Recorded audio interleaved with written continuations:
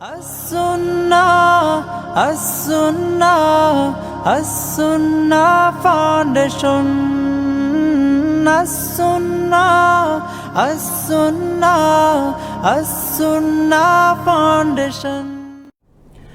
আসসালামু আলাইকুম রহমতুল্লাহি ওয়া বারাকাতুহু। আলহামদুলিল্লাহ ওয়াসসালাতু ওয়াসসালামু আলা রাসূলিল্লাহ ওয়া আলা আলিহি ওয়া আসহাবিহি ওয়া মান তাবিআ বিহুদাহ মা বাদ। সুপ্রিয় দর্শক শ্রোতা ভাই বোন, দেশে কিংবা প্রবাসে যে যেখান থেকে আমাদেরকে এই মুহূর্তে দেখছেন, আপনাদের সকলকে সাদর আমন্ত্রণ জানাচ্ছি আস-সুন্নাহ ফাউন্ডেশন আয়োজিত সাপ্তাহিক সরাসরি প্রশ্নোত্তরমূলক অনুষ্ঠান শরীয়ী সমাধান। শরীয়ী সমাধানের আজ আমরা ৮৭তম পর্বে উপনীত হয়েছি আল্লাহ তাআলার অশেষ অনুগ্রহে, আলহামদুলিল্লাহ। প্রিয় দর্শক, অন্য দিনের মতো আজও আপনাদের যে কোনো জীবন ঘনিষ্ঠ জিজ্ঞাসা আপনারা এই পোস্টের মন্তব্যের ঘরে বাংলায় সংক্ষেপে লিখে পোস্ট করুন। আমরা যথাসম্ভব বেশি থেকে বেশি প্রশ্নের উত্তর দেওয়ার চেষ্টা করব কোরআন এবং হাদিসের আলোকে। সেই সাথে অন্য দিনের মতো আজও আপনাদের প্রতি আবেদন থাকলো, যেহেতু এটি একটি ইসলামী জ্ঞানের অনুষ্ঠান, অতএব এটিকে অন্যদের মাঝে ছড়িয়ে দেওয়ার উদ্দেশ্যে ওয়াচ পার্টি এবং শেয়ার করুন, যাতে অন্যরাও কোরআন এবং হাদিসের আলো দ্বারায় আলোকিত হতে পারেন। আল্লাহ রাব্বুল আলামিন আমাদের সকলকে আল্লাহর সন্তুষ্টির পথে অগ্রসর হওয়ার তৌফিক দান করুন। প্রিয় দর্শক, আমরা জানি যে এটি রমাদানের শেষ জুমা, অতএব রমাদানের শেষ মুহূর্তে আমরা অবস্থান করছি। অবশিষ্ট যে সময়গুলো আছে, অবশিষ্ট যে দিন এবং রাতগুলো আছে, এগুলোকে সর্বোচ্চ গুরুত্বের সাথে সর্বোচ্চ যত্ন সহকারে আল্লাহ রাব্বুল আলামিনের কাছে ইস্তেগফার এবং তওবার মাধ্যমে আমরা কাটানোর চেষ্টা করি। এই রমাদানের পরে আবার আরেকটি রমাদান আমরা পাব, সেই সম্ভাবনা যেমন রয়েছে, না পাওয়ার সমূহ সংখ্যাও রয়েছে। সেই জায়গা থেকে অবশিষ্ট দিনগুলোকে সর্বোচ্চ সদ্ব্যবহার করার চেষ্টা করি। আল্লাহ তাআলা আমাদের সকলকে সে তৌফিক দান করুন। প্রিয় দর্শক, আর দেরি না করে চলুন আপনাদের সরাসরি যে সমস্ত প্রশ্ন ইতিমধ্যে আমরা পেয়েছি সেগুলোর উত্তর দেওয়ার পালা আমরা শুরু করি। আমি দেখতে পাচ্ছি শুরুতে যে প্রশ্নটি, সেটি হলো সিরাজুল ইসলাম সৌরভ। আপনি জানতে চেয়েছেন, যদি কেউ তারাবির নামাজের দ্বিতীয় রাকাতে সালাম না ফিরাইয়া দাঁড়িয়ে যায় কিন্তু পরে মনে হয় তাহলে সে যদি আরও 2 রাকাত মিলিয়ে নামাজ শেষ করে, তাহলে এই 4 রাকাত নামাজ কি তারাবি আদায় হবে নাকি নফল হয়ে যাবে? ভাই সিরাজুল ইসলাম, নবী করিম সাল্লাল্লাহু আলাইহি ওয়াসাল্লাম বলেছেন, সলাতুল লাইলি ওয়ান নাহারি মাসনা মাসনা, রাত এবং দিনের নামাজ 2 রাকাত করে হবে। এটি হলো উত্তম ফরম্যাট নামাজের জন্য। অতএব তারাবির মূল ফরম্যাট হলো 2 রাকাত করে। আমরা সবাই জানি, শুধু তারাবি নয়, যে কোনো নফল নামাজ 2 রাকাত করে আদায় করার জন্য নবী সাল্লাল্লাহু আলাইহি ওয়াসাল্লাম আমাদেরকে নির্দেশনা দিয়েছেন। যদি কোনো কারণে কেউ দ্বিতীয় রাকাতে ভুলে গিয়ে দাঁড়িয়ে যান এবং 4 রাকাত পড়েন, তাতেও তার নামাজ হয়ে যাবে। সওসিজদা বা কোনো কিছু দেওয়ার কোনো প্রয়োজন নেই। এবং আপনি জানতে চেয়েছেন এটি তার তারাবি হিসাবে কাউন্ট হবে কিনা, উত্তর হলো হ্যাঁ, তারাবি হিসাবে কাউন্ট হয়ে যাবে ইনশাআল্লাহু তাআলা। এরপরে যে প্রশ্ন আমি দেখতে পাচ্ছি, বোন কামরুন নাহার জানতে চেয়েছেন, আমাকে সাহরির সময়, আপনি সেহরি লিখেছেন, শব্দটি সাহরি হবে, আমাকে সাহরির সময় ওষুধ খেতে হয়। পরশু ফজরের আজানের সময় হঠাৎ মনে পড়ল ওষুধটা খাওয়া হয়নি। আমি আজান চলাকালীন সময় ওষুধটি খেয়েছি, এতে কি আমার রোজাটি হয়েছে নাকি কাজা করতে হবে? বোন কামরুন নাহার, আপনার রোজাটি আবার রাখতে হবে, যেহেতু আজান হওয়ার মানে হলো ফজর ওয়াক্ত শুরু হয়ে যাওয়া। মুয়াজ্জিন সাহেবের আজান যদি যথাসময় হয়ে থাকে, তাহলে আপনার এই রোজাকে কাজা করতে হবে পুনরায়, এবং আপনার এই অনিচ্ছাকৃত ভুলের কারণে আল্লাহর কাছে মাফ চাইবেন। আশা করে যে আল্লাহ তাআলা মাফ করবেন। শুধু আরেকটা রোজা আপনাকে রেখে দিলেই চলবে, যেহেতু আপনার ঔষধ সেবনটা হয়েছে সুবহে সাদিকের পরে, ফজর ওয়াক্ত হওয়ার পরে, তাহলে তার মানে এর কারণে আপনার রোজা ভঙ্গ হয়েছে। এরপরে যে প্রশ্ন আমি দেখতে পাচ্ছি, ইমরান হুসাইন ইমদাদ জানতে চেয়েছেন, এতেকাফে বসার পরে ডায়াবেটিস রোগী তারাবির পরে অথবা ফজরের পরে 30-40 মিনিট বাহিরে হাঁটাহাঁটি করতে পারবে কি না? ভাই ইমরান হুসাইন, এতেকাফ শব্দের অর্থ হলো নিজেকে কোথাও আবদ্ধ করে ফেলা, কোথাও আটকে ফেলা। অতএব মসজিদে অবস্থান করতে হবে এতেকাফের পুরো সময়। কেউ যদি মসজিদ থেকে বের হয়ে যান, তাহলে তার এতেকাফ ভঙ্গ হয়ে যাবে। ডায়াবেটিসের জন্য যদি হাঁটাহাঁটি প্রয়োজন হয়, তার জন্য মসজিদের ভেতরের যে স্পেস, সেটি কিন্তু যথেষ্ট হওয়ার কথা। এর জন্য বাহিরে যাওয়া ম্যান্ডাটরি নয়। বিধায় এই সামান্য অজুহাতে যদি বাহিরে যান, তাহলে সেক্ষেত্রে তার এতেকাফ হবে না, এতেকাফ ভঙ্গ হয়ে যাবে। মসজিদের মধ্যেই তাকে এক্সারসাইজ করার চেষ্টা করতে হবে, এবং মসজিদে হাঁটাহাঁটি করলে, এক্সারসাইজ করলে তার জন্য গুনাহের কোনো কারণ হবে না, যেহেতু এটি তার স্বাস্থ্যের প্রয়োজনেই করতে হচ্ছে। এরপরে মোহাম্মদ সালাউদ্দিন, আপনি প্রশ্ন করেছেন, আমার বাবা 2008 সালে মারা যান। মৃত্যুর 2 বছর আগে ব্রেন স্ট্রোক করে বাকশক্তি হারিয়ে ফেলেন। তিনি 1 বছরের রোজা রাখতে পারেননি। আমার প্রশ্ন, আমাদের এখন কি করণীয়? কোরআন সুন্নাহর আলোকে জানালে কৃতজ্ঞ হব। ভাই সালাহুদ্দিন, আল্লাহ রাব্বুল আলামিন কোরআনে কারিমে বলেছেন, ওয়া আলাল্লাযীনা ইউতিকুনাহু ফিদিয়াতু তুআমু মিসকিন, যারা রোজা রাখার সামর্থ্য রাখেন না, সিয়াম পালন করার শক্তি সামর্থ্য যাদের নাই, বার্ধক্যজনিত সমস্যা কিংবা স্থায়ী রোগে যারা আক্রান্ত, তারা ফিদিয়া দিবেন। আপনার বাবার প্রতি আল্লাহ তাআলা রহম করুন, আমরা দোয়া করি তার জন্য। 30টি সিয়াম যেহেতু ছুটে গেছে, অতএব 30টি সিয়ামের জন্য 30টি ফিদিয়া তাকে দিতে হবে। আর 30টি ফিদিয়ার অংশ হিসাবে ধরুন 45 থেকে 50 কেজি চাউল যদি কোনো গরিবকে আপনি দিয়ে দেন, ইনশাআল্লাহ বিদিনা আপনার বাবার দায় থেকে মুক্ত হবেন, রোজার দায় থেকে। নতুন পৃথিবী ফখরুল আইডি থেকে আপনি জানতে চেয়েছেন, জামাতে তারাবির নামাজ পড়া অবস্থায় অনেক সময় চোখে ঘুম চলে আসে, এমত অবস্থায় আমাদের করণীয় কি? তারাবিরত অবস্থায় যদি ঘুম চলে আসে তাতে আপনার কোনো অসুবিধা নেই, এর কারণে তারাবির নামাজও নষ্ট হবে না, অজুও ভঙ্গ হবে না। তবে যথাসম্ভব অ্যাটেনশন দেওয়া উচিত। আমরা কি পড়ছি সেটার অর্থ যদি বোঝার চেষ্টা করি, মর্ম যদি বোঝার চেষ্টা করি, তাহলে ইনশাআল্লাহ ঘুম আমাদের আসবে না। আর তারপরে যদি ঘুম এসেও যায় তাতে রোজা ভঙ্গ, এই নামাজ ভঙ্গ হবে না। দাঁড়িয়ে যদি কেউ ঘুমায় অথবা স্ট্রেট বসে যদি কেউ ঘুমায় কোনো কিছুর সাথে হেলান দেওয়া ছাড়া, তাহলে সেই ঘুম অজু ভঙ্গের কারণ নয়, বিধায় আপনার তারাবি হয়ে যাবে ইনশাআল্লাহ বিইذনিল্লাহ। তবে ঘুম যেন না আসে সেজন্য ব্যবস্থা নেওয়া উচিত। ইফতারে অতি ভোজন এটি ঘুমের একটি বড় কারণ, অতএব ইফতারের খাবার কন্ট্রোল করার মাধ্যমে আপনি সমস্যার সমাধানের পথ খুঁজে পেতে পারেন। ফারজানা বেগম পলি আপনি জানতে চাইছেন, রোজা রাখা অবস্থায় পাইলসের ব্লিডিং হলে রোজা হবে কিনা? হবে, কোনো অসুবিধা নেই। পাইলসের ব্লিডিংয়ের কারণে রোজার ভঙ্গের কোনো কারণ নাই। আজমিরা আখতার জানতে চেয়েছেন, অসুস্থ বাবার পক্ষ থেকে মেয়ে কি সিয়াম রাখতে পারবে? না বোন, মেয়ে তার বাবার পক্ষ থেকে সিয়াম রাখতে পারে না। সিয়াম, সালাত এই সমস্ত ইবাদতে প্রতিনিধিত্ব চলে না, একজন আরেকজনটা করে দিতে পারে না, যার কারণে যার সিয়াম তাকেই রাখতে হবে। তিনি যদি রমজান রাখতে না পারেন, পরে সুস্থ হওয়ার সম্ভাবনা থাকলে পরে রাখবেন, আর যদি সেই সম্ভাবনা একদমই না থাকে তাহলে তিনি ফিদিয়া আদায় করবেন বা তার পক্ষ থেকে গরিব দুঃখীদেরকে খাবার দিলেই সেটি রোজার কাফারা হিসাবে বা বিকল্প হিসাবে গ্রহণ হবে। এমনি নূর নবী জানতে চেয়েছেন, মুরগির ডিমের সঙ্গে হাঁসের ডিম দিয়ে বাচ্চা উঠালে কি পাপ হবে? না, কোনো পাপ হবে না। ফারুক হোসেন ফরহাদ জানতে চেয়েছেন, আমার জন্মের পূর্বে আমার বাবা নিয়ত করেছিলেন যে আমার কোনো ছেলে হলে তাকে সারসিনায় পড়াবো, কিন্তু আমি হওয়ার পর আমার বাবা এখনও সে মানত পালন করতে পারেন নাই। আমার বয়স এখন 25 বছর, তাহলে এখন বিকল্প কোনো মাধ্যম আছে কি না যার মাধ্যমে মানত থেকে মুক্তি পেতে পারেন? দেখুন, মানত যদি কেউ রক্ষা করতে না পারেন, ভঙ্গ হয়ে যায় আর রক্ষা করার কোনো স্কোপ না থাকে, তাহলে সেক্ষেত্রে শপথের যে কাফারা, সে কাফারা দিয়ে দিলে 10 জন মিসকিনকে খাদ্য দেয় অথবা 3টি রোজা রাখলে ইনশাআল্লাহ সেটি বিকল্প হিসাবে যথেষ্ট হয়।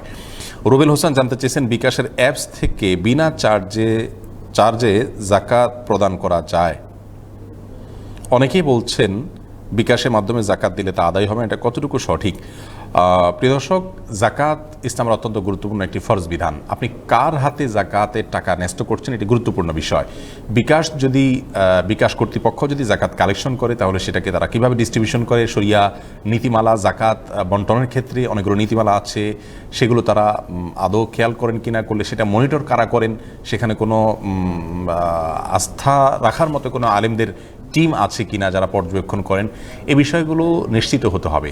এটা নিশ্চিত হওয়া ছাড়া সেখানে জাকাত দিলে আপনার জাকাত আদায় হবে না বা আদায় না হওয়ার সম্ভাবনা রয়েছে।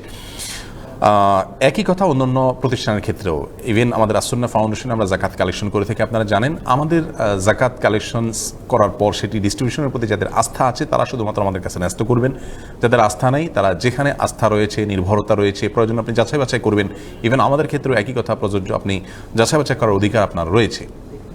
আর নিজের আশেপাশে কোনো গরিব দুঃখীকে যদি আপনি দিতে পারেন নিজের হাতে যাচাই বাছাই করে, সেটা আরও ভালো। ফিরোজ আলম জানতে চেয়েছেন, আমি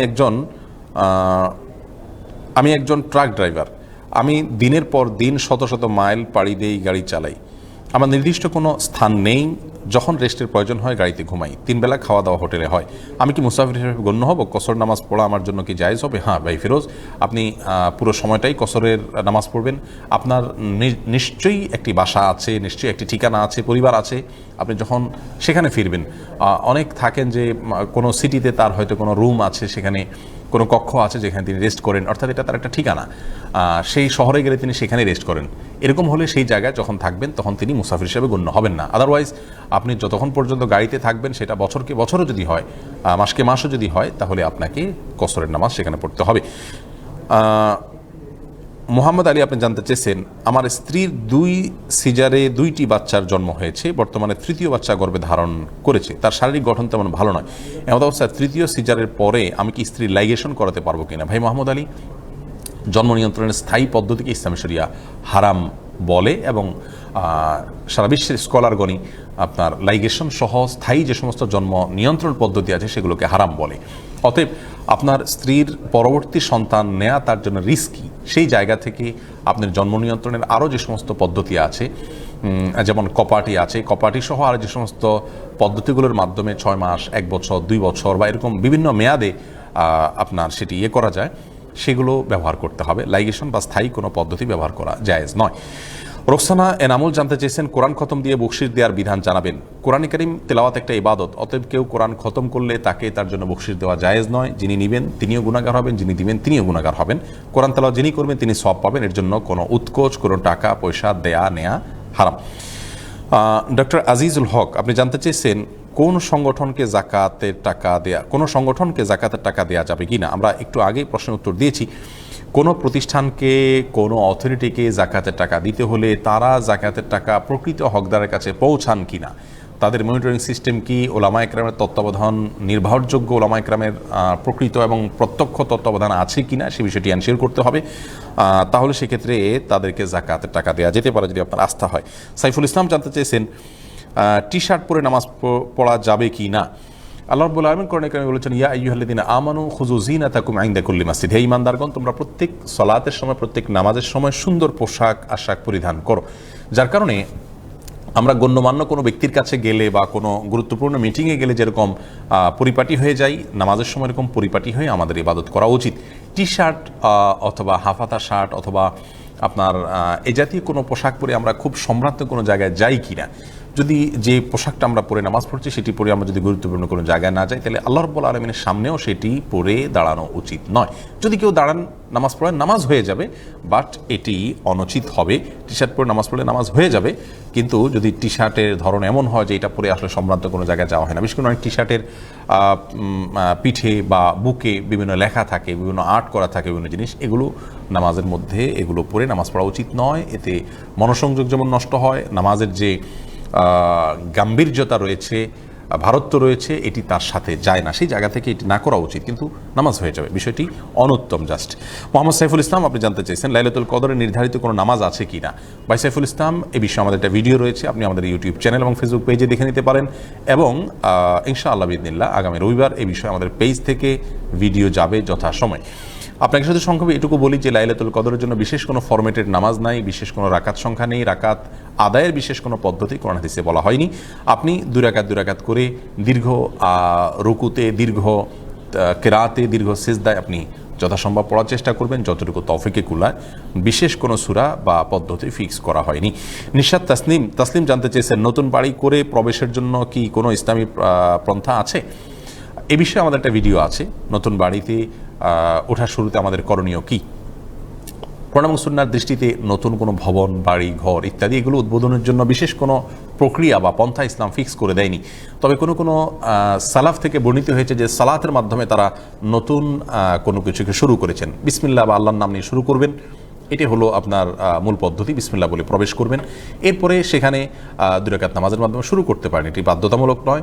আমাদের দেশে যে বিভিন্ন আয়োজন করে থাকে, প্রতিবেশীদেরকে দাওয়াত দেওয়া হয়ে থাকে, এটি যদি জাস্ট সামাজিকতা থেকে, সৌজন্যতা থেকে হয় তাহলে কোনো অসুবিধা নেই, কিন্তু এরকম কোনো কিছু করতে হবে, মিলাদ পড়াতে হবে, এরকম কোনো সিস্টেমের কথা ইসলাম আমাদেরকে বলেনি।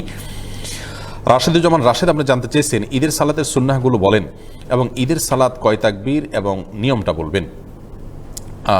শেষের প্রশ্নটার উত্তর আগে দেই। ভাই রাশেদুজ্জামান, ঈদের সালাতের 12 তাকবীর এবং 6 তাকবীরের 2টা ফরম্যাট আমাদের দেশে প্রচলিত আছে এবং ওলামা একরাম এই দুটি মতের সপক্ষে ভিন্ন ভিন্ন ধারার ওলামা একরাম রয়েছেন।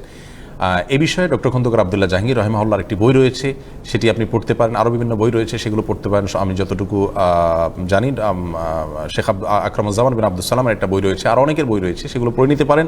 সংক্ষেপে শুধু এটুকু বলছি, 6 তাকবীর এবং 12 তাকবীর উভয় হাদিস সম্পূর্ণ বিশুদ্ধভাবে বর্ণিত, যার কারণে এর কোনো একটিকে সুন্নাহসম্মত আর অপরটিকে রং বা ভুল বলা এটা সঠিক নয়, এটা ভুল হবে। আর ঈদের সালাতের ঈদের সালাতের বিশেষ যে কোনো আলাদা কোনো সুন্নাহ আছে এটা না, তাকবীরের বাইরে বিশেষ কোনো বৈপরীত্য নেই অন্য সালাতের মতোই। আমরা প্রসঙ্গত যেটি বলতে পারি তা হলো ঈদের সুন্নাহসমূহ। ঈদের দিনের গুরুত্বপূর্ণ অনেকগুলো সুন্নাহ নবী সাল্লাল্লাহু আলাইহি সাল্লাম থেকে আমরা পাই। সেই সুন্নাহগুলো আমাদের মেনে ঈদ উদযাপন করা উচিত। সবচেয়ে বড় কথা হলো ঈদ এটি আল্লাহ তাআলার পক্ষ থেকে উপহার, পুরস্কার। রমাদানের গোটা মাস জুড়ে আল্লাহর বান্দা তার ইবাদত বন্দেগী করেছে, সেজন্য আল্লাহ তাআলা তাকে নগদ পুরস্কার হিসাবে ঈদের দিনের আনন্দ উপহার দিয়েছেন। বিধায় আল্লাহর দেয়া উপহারকে আল্লাহর বাতানো পদ্ধতিতে আমাদের ব্যবহার করা উচিত এবং বুদ্ধিমানের কাজ। ঈদের দিনের সুন্নাহসমূহের মধ্যে থেকে প্রথম সুন্নাহ হলো খুব ভোরে ঘুম থেকে ওঠা, যথাসম্ভব আগে ঘুম থেকে ওঠা। দুঃখজনক হলেও সত্য যে আমরা ঈদের রাতে সবচেয়ে দেরি করে শুই এবং যার কারণে ভোরে অনেকে আগে উঠতে পারি না, এমনকি ফজরের সালাত অনেকে জামাতে হাজির হতে পারে না। এটা দুঃখজনক। ঈদের দিনে গুরুত্বপূর্ণ সুন্নাহ হলো ভোরে উঠা, যথাসম্ভব আগে ঘুম থেকে উঠা এবং ফজরের সালাত জামাতের সাথে অবশ্যই পড়তে হবে। ঈদের সালাতের চেয়ে সেটি গুরুত্বপূর্ণ। আর সে সাথে ঈদগাহেও আগে যাওয়া এবং ঈদের সালাত যথাসম্ভব আগে যেন হয় সেটি খেয়াল করা। এটি হলো প্রথম সুন্নাত। আগে ঘুম থেকে উঠা, ফজরের সালাতে উপস্থিত হয়ে আগে ঈদগাহে যাওয়া, এটা সুন্নাহ। দ্বিতীয় সুন্নাহ হলো ঈদ উল ফিতরে ঈদগাহে যাওয়ার আগে খেজুর খেয়ে যেতে পারলে সেটি ভালো, অথবা মিষ্টান্ন জাতীয় মিষ্টি জাতীয় কোনো খাবার খেয়ে যাওয়া সুন্নাহ। তৃতীয় সুন্নাহ হলো যার যত পোশাক আছে এর মধ্যে ঈদের দিন সবচেয়ে উত্তম পোশাকটা পরিধান করা সুন্নাহ। নতুন হতে হবে এমন জরুরি নয়, যা আছে এর মধ্যে সবচেয়ে উত্তমটা পরিধান করা হলো উত্তম এবং সুন্নাহ। 4 নম্বর সুন্নাহ হলো অনেকে এটাকে মুস্তাহাব বলেছেন, ঈদের দিনে ঈদের সালাতে যাওয়ার আগে গোসল করে পরিচ্ছন্ন হওয়া, সুগন্ধি ব্যবহার করা এবং মেসওয়াক করা। এগুলোকে বিভিন্ন হাদিসের আলোকে আমরা করণীয় তালিকায় পাই, ঈদের দিনে গুরুত্বপূর্ণ সুন্নাহ বলা যেতে পারে। 5 নম্বর সুন্নাহ হলো আমরা যে পথে ঈদগাহে যাব আসার সময় আমরা বিকল্প পথে আসব, অর্থাৎ এক রাস্তায় গেলে বাসায় ফেরার পথে অন্য রাস্তায় আসব। দুটি ভিন্ন রাস্তা না থাকলে রাস্তার এক পাশ দিয়ে গেলে আসার সময় অন্য পাশ দিয়ে আমরা আসার চেষ্টা করব। 6 নম্বর সুন্নাত হলো ঈদের সালাতে যাওয়ার সময় আমরা তাকবীর বলতে বলতে যাব, আল্লাহু আকবার আল্লাহু আকবার লা ইলাহা ইল্লাল্লাহ আল্লাহু আকবার লিল্লাহিল হামদ। বাচ্চাদেরকে অন্যদেরকে সাথে নিয়ে আমরা ঈদগাহে উপস্থিত হব এবং ঈদগাহে যাওয়ার সময় গল্প বা আড্ডা মারতে মারতে না গিয়ে আমরা তাকবীর পড়তে পড়তে যাব, এটি আরেকটি সুন্নাহ। 7 নম্বর সুন্নাহ হলো ঈদের দিন ঈদের দিকটা বিশেষ করে লক্ষ্য করে আমাদের হাসি মুখে থাকার যথাসম্ভব চেষ্টা করা, আনন্দ প্রকাশ করার চেষ্টা করা, গোমরা মুখে না থাকা, কোনো কারণে সেটিকে ভুলে গিয়ে ঈদের দিনটাতে আনন্দ প্রকাশ করা সুন্নাহ। এবং 8 নম্বর সুন্নাহ হলো আমরা ঈদগাহে যাব পায়ে হেঁটে। এটিও বিভিন্ন বর্ণনা দ্বারা পাওয়া যায় যে পায়ে হেঁটে ঈদগাহে যাওয়া উত্তম। অতএব কোনো বাহনে না চলে যদি আমরা পায়ে হেঁটে যেতে পারি তাহলে সেটি হবে সবচেয়ে ভালো। আর 9 নম্বর সুন্নাহ হলো আমরা ঈদগাহে যাওয়ার সময় বিশেষ করে আপনার যে পদ্ধতি রয়েছে সেটি আমরা বললাম। সেই সাথে 9 নম্বর সুন্নাহ হলো ঈদের সালাত যথাসম্ভব ঈদগাহে বা কোনো মাঠে ময়দানে আদায় করা উচিত, মসজিদে না করে। যেখানে মাঠের সুযোগ আছে সেখানে মাঠে করা, তবে রাস্তা বা মানুষের চলাচলের পথ বন্ধ করে মানুষের ক্ষতি হতে পারে এরকম কোনো জায়গা দখল করে সেখানে ঈদের নামাজ পড়া জায়েজ নয়। হয় কোনো মাঠে ময়দানে কারোর নিজস্ব জমি থাকলে তার পারমিশন নিয়ে সেখানে ঈদের নামাজ পড়াটা উত্তম এবং সুন্নাহ। আর 10 নম্বর ঈদের দিনের গুরুত্বপূর্ণ একটি সুন্নাহ হলো, সুন্নাহ নয় বরং ঈদের মৌলিকভাবে যে বিষয়টি খেয়াল করতে হবে তা হলো যে ঈদের দিনে যাতে কোনো অবস্থাতেই আল্লাহ তাআলার নাফরমানি হয় এমন কোনো কাজ না হয়। আমাদের অনেক যুবক ভাই বোনরা আছেন যারা ঈদের দিনে গান, বাদ্য, মিউজিক ইত্যাদির মধ্যে হাবুডুবু খেয়ে তারা ঈদ উদযাপন করে থাকেন। এটি আল্লাহর দেওয়া উপহারকে অপব্যবহার করার শামিল। আল্লাহ তাআলা আমাদেরকে সুন্নাহসম্মত উপায়ে ঈদ উদযাপন করার তৌফিক দান করুন। এরপরে যে প্রশ্ন আমি দেখতে পাচ্ছি, শেহাব আহমেদ আপনি জানতে চেয়েছেন, আমাদের সবচেয়ে গুরুত্বপূর্ণ কাজ হচ্ছে ঈমান বিশুদ্ধ রাখা। কেউ যদি অন্য কাউকে বলে আমি তোমাকে সাহায্য করি নাই, আল্লাহ তাআলা করেছেন, আমি তো উসিলা মাত্র, এই কথা দ্বারা কি শিরক হওয়ার সম্ভাবনা আছে? না, এটার দ্বারা শিরক হওয়ার কোনো সম্ভাবনা নেই। রূপক অর্থে কেউ যদি বলে যে আমি উপকার করেছি বা অমুক উপকার করেছেন, তাহলে এটার মাধ্যমে মানুষ ঈমান হারা হবে না। এটি জাস্ট আপনার কথার কথা, এটি ভায়া মিডিয়া এরকম কথা কোরআন হাদিসে অহরহ রয়েছে। সাহাবা ইকরামের উক্তিতে আমরা অহরহ পাই যে অমুকের মাধ্যমে অমুকে সাহায্য পেয়েছেন, অমুকে সাহায্য করেছেন। আমাদের মূল উদ্দেশ্য হয় আল্লাহ তাআলাই করেছেন, কিন্তু অন্য কেউ হয়তো মিডিয়া, ভায়া বা মাধ্যম, জাস্ট এইটুকু। সেই জায়গা থেকে আপনার এরকম বলে এটা শিরক হবে না ইনশাআল্লাহ। এরপরে তামিম আহমেদ জানতে চেয়েছেন, কম টাকা বা ডিসকাউন্ট দিয়ে ইভ্যালি থেকে কোনো পণ্য অর্ডার করার পর যদি সেই পণ্য সময়ের মধ্যে দিতে না পারে, তারা বাজার মূল্য অনুযায়ী চেক দেয়, এটা জায়েজ আছে কি না? প্রিয় দর্শক, এটার উত্তর আমরা স্কিপ করছি। এ বিষয়ে একটা গবেষণা রয়েছে, আইএফএ কনসালটেন্সি থেকে ওলামা একরাম বসে তৈরি করেছেন। আমরা ইনশাল্লাহ সেটাকে খুব দ্রুত সময়ের মধ্যে পোস্ট করবো আমাদের পেজে, সেখানে উত্তর পাবেন এবং সম্ভব হলে এখানে মন্তব্যের ঘরে রিপ্লাইতে আমাদের অ্যাডমিনগণ দিয়ে দিবেন। এছাড়া নিলয় জানতে চেয়েছেন চুলে তেল দেওয়ার পর অজু করলে অজু হবে কিনা। উত্তর হলো হবে, কোনো অসুবিধা নেই। তেলের কারণে যদি চুলে পানি নাও পৌঁছে কথার কথা, তাতেও কোনো অসুবিধা নেই। তেল ব্যবহার করলে তার উপর দিয়ে পানি দিলে সেটা আপাতদৃষ্টিতে মনে হচ্ছে গড়িয়ে চলে যাচ্ছে, তাতে কোনো অসুবিধা নেই। এর মাধ্যমে আলাদা কোনো প্রলেপ তৈরি হয় না, যার কারণে এটি জায়েজ হবে। মারুফা রিমু আপনি জানতে চেয়েছেন হাতে মেহেদি লাগালে কি অজু হবে? বাজারে মেহেদিগুলো তো রং দেওয়া থাকে। খুব গুরুত্বপূর্ণ প্রশ্ন, বিশেষ করে ঈদ সামনে রেখে। দেখুন, বাজারে যে মেহেদিগুলো পাওয়া যায়, যে টিউবগুলো পাওয়া যায়, এগুলোর বেশিরভাগই আর্টিফিশিয়াল মেহেদি। এগুলোতে এমন কিছু কেমিক্যাল থাকে যার ফলে আমাদের ত্বকের উপরে মেহেদিগুলো ব্যবহার করলে আলাদা একটা আস্তর পড়ে যায়, আবরণ পড়ে যায়। ফলে এই মেহেদি যখন শুকিয়ে যায় তখন আমরা দেখি সেটা খসে খসে পড়ে যায় আলাদা আস্তরটি। এরকম মেহেদি ব্যবহার করলে অজু হবে না। যদি আপনি ন্যাচারাল মেহেদি ব্যবহার করেন, গাছের মেহেদি অথবা ন্যাচারাল মেহেদি, আপনি বুঝেন যে আলাদা আস্তর পড়েনি, এরকম যদি হয়, বাজারের মেহেদি যদি এরকম আপনি রিলায়েবল পান যে সেটি সম্পূর্ণ প্রাকৃতিক এবং সেখানে কোনো আলাদা আস্তর পড়ার মতো, আলাদা স্তর পড়ার মতো কোনো কিছু নাই, এরকম যদি হয়, তাহলে সেক্ষেত্রে সেই মেহেদি ব্যবহার করলে অজু হবে, কোনো অসুবিধা নেই। যদি কালার হয়ে যায়, তার উপর দিয়ে পানি গেলে অজু হয়ে যাবে, কোনো সমস্যা নেই। তবে আর্টিফিশিয়াল মেহেদি যার ফলে আলাদা স্তর তৈরি হয়, সেটির কারণে অজু ভঙ্গ হবে না, অজু হবে না। তাসলিমা আক্তার জানতে চেয়েছেন আমি থাকি ঢাকায়, আমার বাড়ি কুমিল্লা, বাবার বাড়ি গেলে কি কসর নামাজ পড়তে হবে? বোন, মেয়েদের জন্য বাবার বাড়িতে গেলে কসরের নামাজ পড়তে হবে, যেহেতু আপনি সেখানে অতিথি হিসাবে যাচ্ছেন, সেটি আপনার ঠিকানা নয়।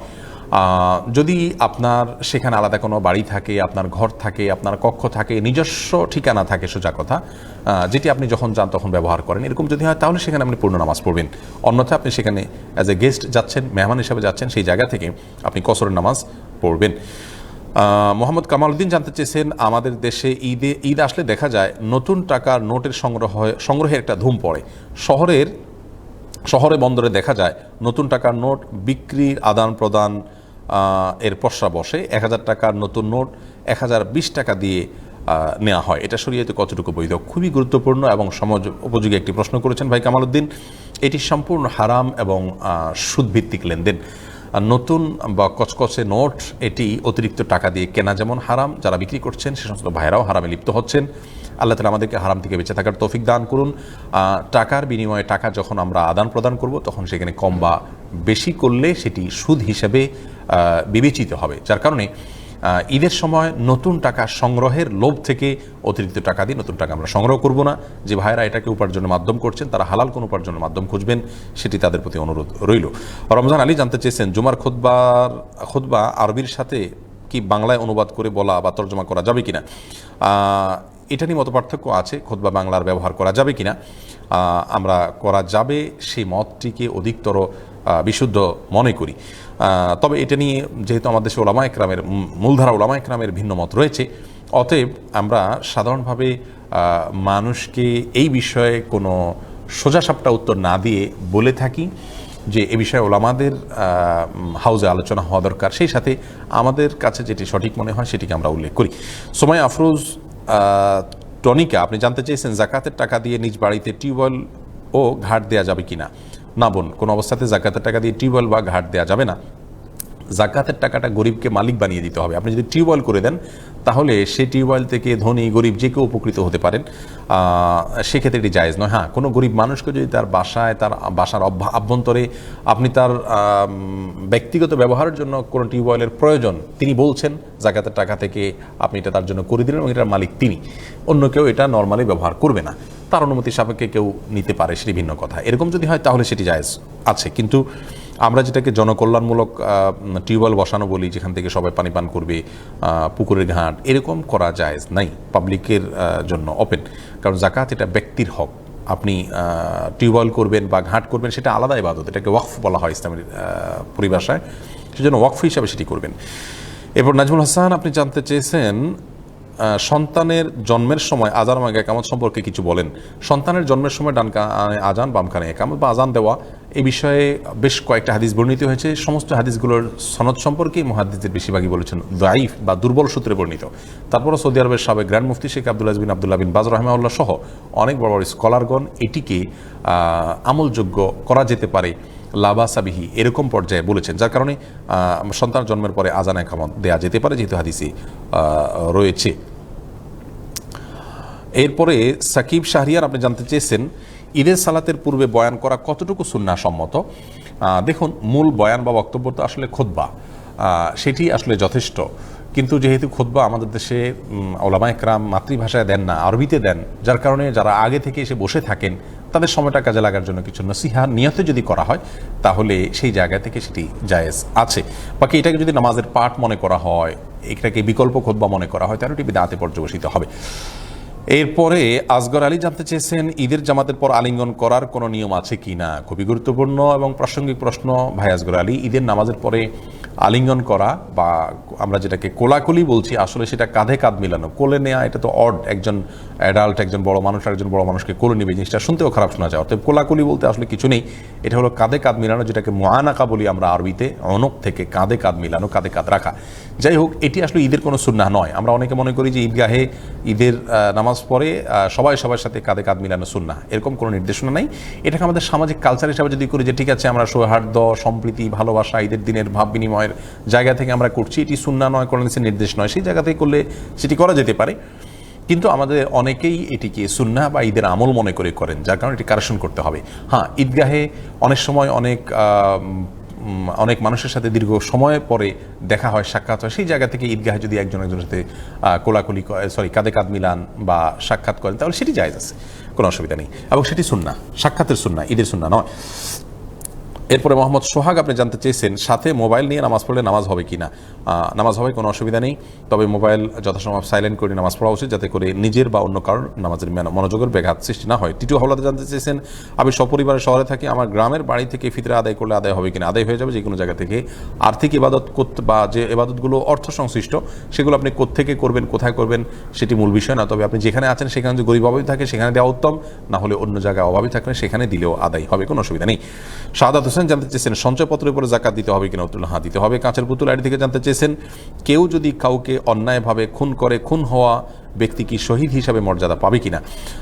নবী সাল্লাল্লাহু আলাইহি ওয়াসাল্লাম বলেছেন মান কুতিলা দুনা দামিহি ফাহুয়া শাহীদ, যে ব্যক্তির কারোর জুলুমের শিকার হয়ে নিজের জীবন রক্ষা করতে গিয়ে যদি ব্যক্তি মারা গেল, সে ব্যক্তি শাহাদাতের মর্যাদা পাবে। সেই জায়গা থেকে আমরা বলতে পারি কাউকে যদি অন্যায়ভাবে খুন করা হয়, তিনি আত্মরক্ষার চেষ্টা করেছেন, তাহলে ইনশাআল্লাহ তিনি আল্লাহর কাছে শাহাদাতের মর্যাদা পাবেন। জান্নাত মাইমুনা আপনি জানতে চেয়েছেন আইডি থেকে পায়ে মেহেদি দেওয়া সম্পর্কে বলুন। বোন জান্নাত, পায়ে মেহেদি দেওয়া যেতে পারে, কোনো অসুবিধা নেই। আমাদের অনেক ভাই বোন মনে করেন যে মেহেদি পায়ে ব্যবহার করা যায় না, যেহেতু এটি দাড়িতে বা চুলে লাগানো সুন্নাহ, অতএব এটি পায়ে লাগালে সেটি অসম্মান হবে, এরকম কিছু নয়। দাড়িতে তো আমরা সাবানও লাগাই, তো সেই সাবান তো পায়েও ব্যবহার করি। আমরা তো দাড়িতে বা চুলে তেল লাগাই, সেটা তো পায়েও ব্যবহার করি। আমরা পানিও ব্যবহার করি, সেগুলো পায়েও ব্যবহার করি। অন্য সবগুলো যদি যায় মেহেদিও যাবে, কোনো অসুবিধা নেই।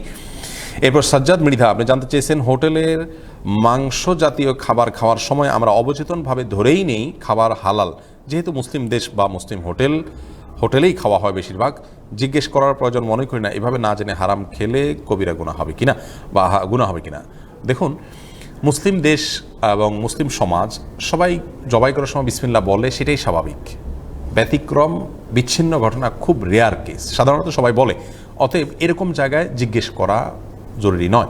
যেখানে আপনার জবের পদ্ধতিতে শরিয়া পন্থা অবলম্বন নাও করা হতে পারে, ইচ্ছাকৃত আল্লাহর নাম না নেওয়া হতে পারে, অমুসলিম বা মুশরিকের জবাইকৃত পশু হতে পারে, হারাম পশু হতে পারে, এরকম সম্ভাবনা যখন জোরালো হবে, অহরহ হবে, তখন জিজ্ঞেস করাটা আবশ্যক। কিন্তু আপনি যেটি জানতে চেয়েছেন এই লেভেলের সমস্যা হলে সেক্ষেত্রে জিজ্ঞাসা করাটা আবশ্যক নয়। যারা পশ্চিমা দেশগুলোতে বসবাস করছেন বা অমুসলিম প্রধান দেশগুলোতে বসবাস করছেন, তারা সে সমস্ত দেশে খাবার আপনি যখন খেতে যাবেন সেক্ষেত্রে আপনাকে অবশ্যই যাচাই করে নেওয়া উচিত, যেহেতু সেখানে ভালো মন্দের মিশ্রণ মানে অনেক বেশি হয়ে থাকে। এরপরে জানে আলম জানতে চেয়েছেন ফিতরা আদায়ের পদ্ধতি কি। ফিতরা আমরা কি নগদ টাকা দিয়ে দিব নাকি খাবার দিয়ে দিব, এটা নিয়ে দুটি মত রয়েছে।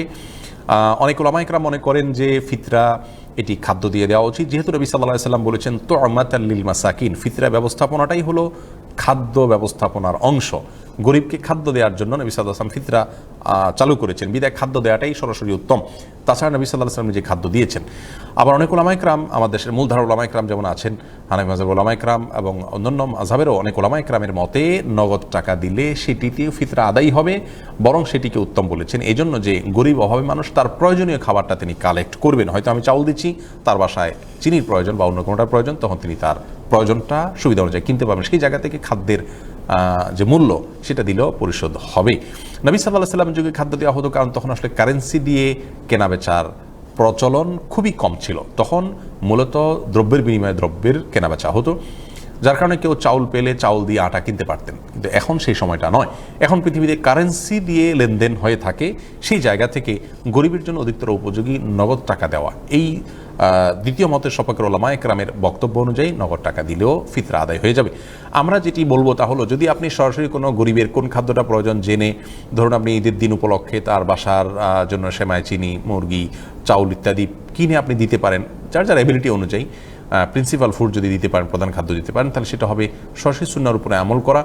কিন্তু আপনার খাবার দেওয়াটার কারণে তার খাবার, এক ধরনের খাবার বেশি হয়ে যেতে পারে এমন যদি হয়। আমরা অনেক দেশে দেখি, যেমন সৌদি আরবে এত বেশি পরিমাণ চাউল অভাবী মানুষরা পান যে এই চাউলগুলো তারা পরে অর্ধমূল্যে বিক্রি করে দেন। তো এখানে গরিবের হক বরং আরও নষ্ট হয়। যেহেতু ফিতরার ব্যবস্থাপনা গরিবের জন্য, অতএব গরিবের দিকটাকে খেয়াল করলে, অর্থ দিয়ে আদায় করলেও ফিতরা আদায় হবে, এই মতটিকে উড়িয়ে দেওয়া যায় না।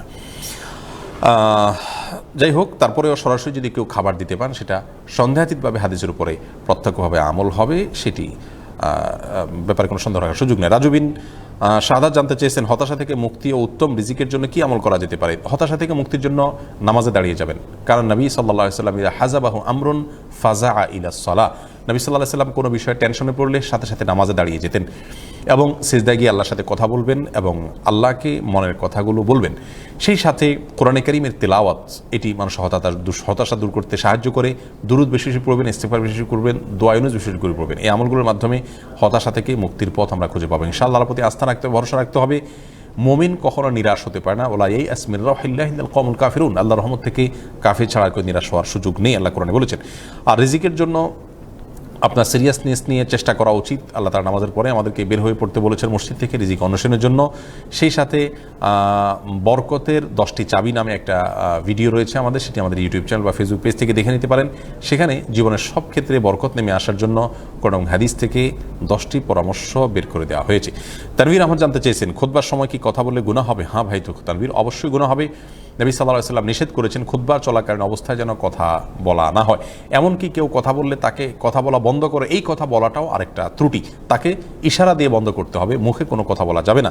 এবং বিভিন্ন হাদিসে রয়েছে, ইদা খারাজাল ইমাম ফালা সালাতা ওয়ালা কালামা, ইমাম যখন খুতবার জন্য বের হন, মিম্বরের দিকে অগ্রসর হন, তখন কোনো কথা বলা যায় না। ফালা সালাতা ওয়ালা কালামা, এখানে কারণে আপনার 2 রাকাত তাহিয়াতুল মসজিদে পড়া যাবে না, এটি নিয়ে বিতর্ক রয়েছে, আলোচনা রয়েছে, বিভিন্ন বিষয়। মূল এখানকার প্রশ্ন যেটি, যে খুতবার সময় কথা বললে গুনাহ হবে কিনা, উত্তর হলো হ্যাঁ, খুতবার সময় কথা বললে গুনাহ হবে। মোহাম্মদ শাহাদাত কবির জানতে চাইছেন, বাকিতে জিনিস কিনে অতিরিক্ত টাকা দেওয়ার বিধান কি? এর উত্তর হলো যে, বাকিতে জিনিস কেনার পর যদি আপনি অতিরিক্ত টাকা দেন, তাহলে সেটি সুদে পর্যবসিত হবে। তবে হ্যাঁ, কারোর যদি আপনি লোন নিয়েছেন, দেওয়ার সময় আপনি নিজে থেকে একটু বাড়িয়ে দিলেন, সেটা করদে হাসানা বলা হয়, সেটি জায়েজ আছে, অসুবিধা নেই। কিন্তু বাকিতে নিয়েছেন সেজন্য আপনি অতিরিক্ত দিলেন, যিনি বাকি দিয়েছেন তিনিও আশা করেন আপনিও সেই হিসাবে দিয়েছেন, এরকমটি হলে সেটি সুদে পর্যবসিত হতে পারে। এমডি জাহিদুল ইসলাম জানতে চেয়েছেন, বিয়ের সময় পুরুষ নারী সবাই মিলে মসজিদে যেতে পারবে কি না? নারীরা যদি, নারীদের মসজিদে আলাদা ব্যবস্থা থাকে এবং তাদের ফিতনা থেকে মুক্ত থেকে তারা সেখানে উপস্থিত হওয়ার কোনো সুযোগ থাকে, তাহলে হতে পারেন। কিন্তু নারীদের উপস্থিতির ব্যাপারে শরীয়তে কোনো নির্দেশনা নাই বিয়ের জন্য। বরং এই জাতীয় অনুষ্ঠানে উপস্থিতি ক্ষেত্রে, বেশিরভাগ ক্ষেত্রে আমাদের সামাজিক প্রেক্ষাপটে আমরা দেখি মেয়েরা পর্দাহীন হয়ে যান, পর্দা পরিপূর্ণভাবে রক্ষা করতে পারেন না। তো মসজিদে এভাবে আসা যাওয়া এটা নিষ্প্রয়োজন। আসিফ আরমান জানতে, তবে যদি তারা আসেন ফিতনা মুক্ত এটি নিশ্চিত করে এবং পর্দার সাথে, এবং তাদের আলাদা কোনো ব্যবস্থা থাকে, আসার কোনো প্রয়োজন থাকে, তাহলে সেক্ষেত্রে আসতে পারেন। কিন্তু বিয়ের জন্য শরিয়া তাদেরকে একত্রিত হওয়ার কোনো নির্দেশ দেয় না। এখানে পুরুষ সাক্ষী এবং অন্যান্য অতিথিদের উপস্থিতিতে বিয়ে সম্পাদন করাই যথেষ্ট। আসিফ আহমদ জানতে চেয়েছেন, বাবা মা আকিকা না দিলে পরবর্তীতে কি নিজের আকিকা দেওয়া যাবে কিনা? হ্যাঁ ভাই আসিফ, এটা নিয়ে আপনার অনেক ওলামা ইকরামের বক্তব্য রয়েছে। অনেক সালাফরা বলেছেন যে আমার আকিকা ছোটবেলা দেওয়া হয়নি, জানলে আমি এখন দিতাম। এখান থেকে বোঝা যায় যে যদিও আকিকা এটা দেওয়াটা বাবার উপরে কর্তব্য, তো বাবা যদি দিতে মিস করেন তাহলে সেক্ষেত্রে সন্তান নিজেটা নিজে দিলে আদায় হয়ে যাবে। এরপরে যে প্রশ্নটা হলো, এমডি মুজিব ভূঁইয়া জানতে চেয়েছেন মসজিদে ক্যালেন্ডার লাগানো যাবে কিনা। মসজিদে ডেট বা সময় দেখার জন্য ক্যালেন্ডার লাগানো যেতে পারে, কোনো সমস্যা নেই। কিন্তু সেই ক্যালেন্ডারে কোনো কোম্পানির অ্যাডভার্টাইজমেন্টের উদ্দেশ্যে যদি লাগানো হয় সেটা গুনাহ হবে। অনেক কোম্পানির ক্যালেন্ডার লাগাই দেওয়া হয় উদ্দেশ্য তাদের অ্যাডভার্টাইজমেন্ট করা। আল্লাহর ঘরে দুনিয়ার কোনো অ্যাডভার্টাইজমেন্ট করা জায়েজ নয়। সেই জায়গা থেকে এমনকি কারো যদি কোনো কিছু হারিয়ে যায় মসজিদে, সে যদি সেটার ঘোষণা দেয়, আবু দাউদে বর্ণিত হাদিসে নবী সাল্লাল্লাহু আলাইহি ওয়াসাল্লাম বলেছেন, লা রাদ্দাকাল্লাহ, অর্থাৎ কেউ যদি বলে আমার অমুক জিনিস হারাইছে মসজিদে বা মসজিদের বাইরে, এটা ঘোষণা যদি সে দেয় তাহলে নবী সাল্লাল্লাহু আলাইহি ওয়াসাল্লাম বলেছেন তোমাকে আল্লাহ তাআলা এটা ফিরিয়ে না দেখ বদদোয়া করার জন্য, তার মানে এটি গুনাহের কাজ। অতএব কোনো কোম্পানির অ্যাডভার্টাইজমেন্টের জন্য ক্যালেন্ডার রাখা জায়েজ নয়। তবে হ্যাঁ, তারিখ দেখার প্রয়োজনে একটা ক্যালেন্ডার রাখা যেতে পারে, উদ্দেশ্য যদি কোম্পানির অ্যাডভার্টাইজমেন্ট না থাকে। সবচেয়ে ভালো হয় অ্যাডভার্টাইজমেন্টের অংশ বাদ দিয়ে শুধু ক্যালেন্ডার অংশ রাখতে পারলে সেটি ভালো, আর না হলে সেটি রাখা যাবে না। আর রাখতে হলেও সেটি কেবলায় বা মুসল্লিদের নামাজের সময় নজরে পড়ে এরকম কোনো জায়গা, কেবলার দিকে এরকম কোনো জায়গা রাখা উচিত নয়। আসাদ খান জানতে চেয়েছেন, আমার বাসায় কাছের মসজিদে জুমার খুতবায় কোরআন হাদিসের ব্যাখ্যা খুবই কম এবং কিসসা কাহিনী বেশি মনে হয় আমার কাছে। এমন অবস্থায় আমি কি একটু দূরের মসজিদে জুমার সালাত আদায় করতে পারবো কিনা? উত্তর হলো পারবেন, কোনো অসুবিধা নেই।